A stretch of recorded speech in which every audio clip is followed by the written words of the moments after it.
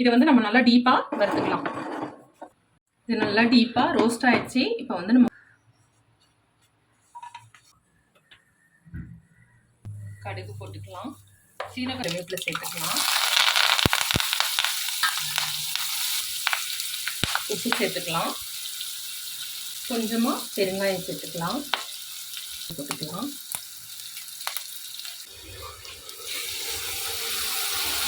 மாவை சேர்த்துக்கலாம். ரெடி ஆயிடும்.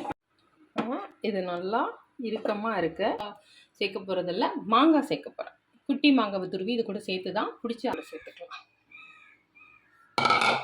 இட்லி தட்டில் நெய் தடவிருக்கேன், இட்லி தட்டை வச்சிடலாம். இப்போ வந்து சேர்த்து உருட்டி வைக்க வேண்டியதான்.